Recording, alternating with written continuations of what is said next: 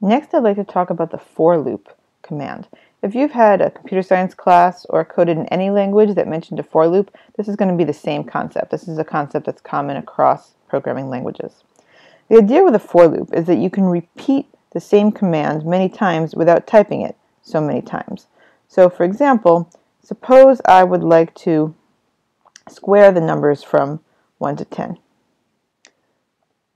I could do this. For the object I being equal to each of the numbers between 1 and 10, I is going to be equal to the numbers in this vector 1 to 10, do the things that are in these curly brackets. And maybe what's in the curly brackets is print out I squared. If I run this, what's going to happen?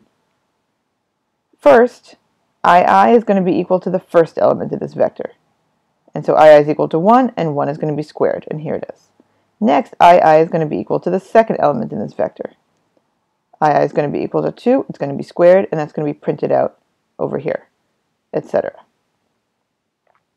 Now, of course, for the simple thing I chose here, I could have just done this, because R does element by element operations. That would give me the same thing all in one vector. But the point here is to learn about for loops. So with the for loop, note that you could put any vector here. Maybe that's a set of numbers that I'd like I to be equal to.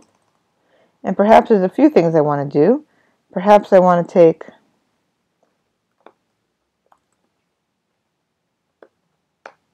and do this. Okay. Now notice that when I ran this code, nothing was printed out. That's the reason that I use the print command here. So here I'm pointing out that whatever's inside of a for loop won't automatically be printed out into the workspace unless you want it to. Now here though, suppose I did not actually want to print out this output into the workspace. Suppose I want to save it into a new vector.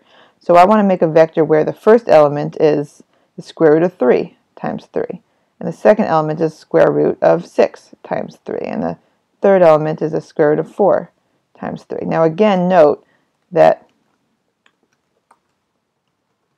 because we're choosing simple examples here, I could have just done this.